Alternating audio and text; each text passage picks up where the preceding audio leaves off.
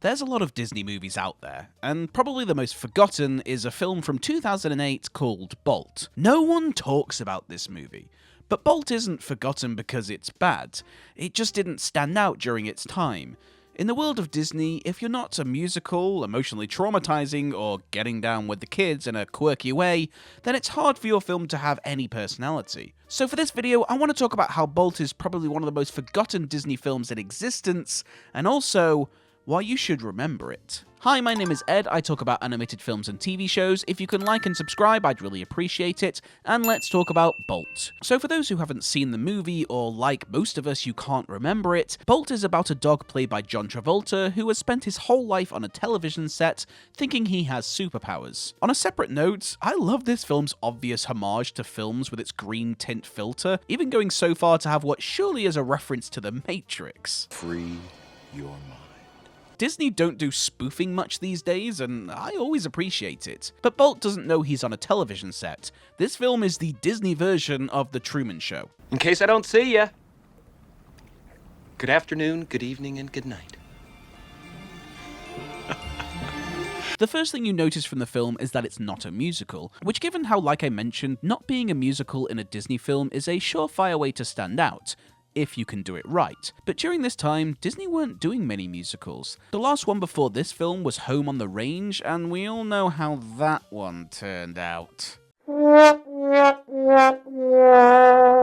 Not being a musical as a Disney movie is always hard. It's harder to hook your audience without a big musical number, and say what you will, musicals are a big part of the Disney brand. So how come Bolt just sort of got left behind?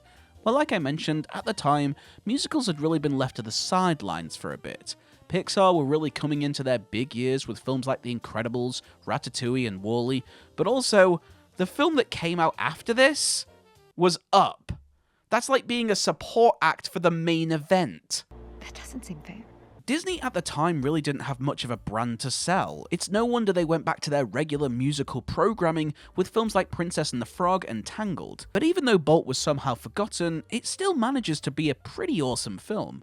Bolt's premise of thinking he's a superdog and gradually learning how to become a dog is one of this film's most wonderful emotional beats.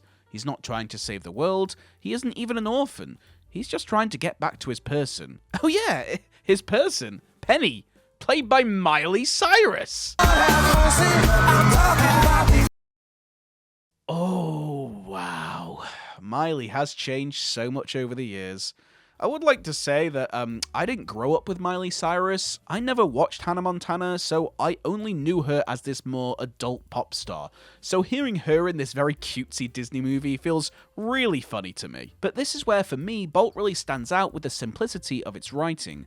It's a pretty simple movie. Dog gets lost, has to make his way back home, and on the way, his arc is him realizing the fun of just being a dog. Like, especially now, as someone who talks about Disney movies a lot, having a theme or a strong message is important, of course. But I really appreciate Bolt for not having much. I mean, its opening is just seeing Bolt getting adopted. It's a really simple way to start the movie. And of course, with it being a Disney dog, it is also one of the most cutest scenes ever. I know this might be controversial, but I think Bolt might be the cutest of all the Disney dogs. Hush your mouth. But when Bolt isn't being adorable, the film is actually really funny. I will say that every joke in this film lands. We get introduced to Rhino the hamster, who is this film's main comedic sidekick, and he is without a doubt incredibly unhinged. There's a guard. I'll snap his neck. Oh my God, what on earth? That line delivery is perfect. But there's a lot of amazing comedic sidekicks in Disney, and Rhino manages to stand out, but at the same time, he very much fades into existence. Like, he doesn't serve much of a purpose other than to be funny. The whole film would still work narrative-wise without him. The best sidekicks have some arc that reflect them within the story, like Genie from Aladdin being very necessary to the plot, and Phil from Hercules, how his dream is to have a hero in the stars, that hero being Hercules. Rhino's dream is just to be with Bolt, I guess, but he doesn't just have these very funny moments. He has blind trust and love for his friends, and this really makes his character go far. He knows Bolt isn't a real superdog, but he doesn't care. He wants to prove himself and has dreamt about doing something big, bold, and courageous. He is a living, breathing Dungeons & Dragon player. Even though he has distanced himself from reality to play the hero, he commits it to helping his friends.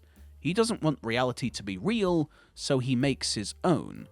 I can't deny, in these times, that's kind of awesome and really ahead of its time when you think about it. I think at the time, Rhino was really pushed to the side as just the funny side character with a lot of ADHD energy. But for me, he is definitely one of the more favourable comedic sidekicks with a lot of heart. And if you look closely as to how he reacts to the situations he's in, I think a lot of us in 2026 would really relate to Rhino. Every minute spent in your company becomes the new greatest minute of my life. Bolt's major problems come from its pacing. As I mentioned, the story is pretty simple.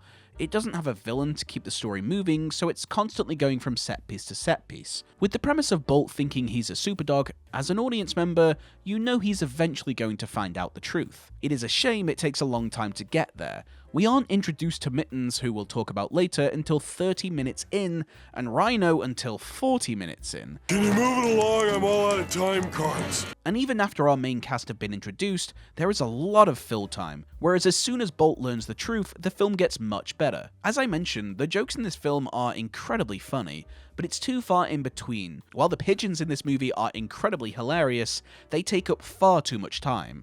Don't freak out. This is how you blew it with Nemo. But the moment Bolt learns the truth and we have our beautiful montage of barking at the moon, things really raise the level. This pacing at the start really hurts the movie because you don't know where the film is going yet, and the dialogue without enough jokes in between to make things really interesting is really when you kind of start to look at your watch. While the performances are all good, they are playing them too straight, which is why the pacing is massively effective. John Travolta and Susie Essman do a good job at voicing Bolt and Mittens, but playing it so straight means those beats in between fall short. That being said, when things get serious, the performances shine through incredibly well. I don't know if it's just because I have such a strong love for my pets that Mittens' scene of telling her backstory is tragically heartbreaking. They do, okay? They act like they love you. They act like they'll be there forever. And then one day they'll pack up all their stuff and move away and take their love with them and leave their declawed cat behind to fend for herself.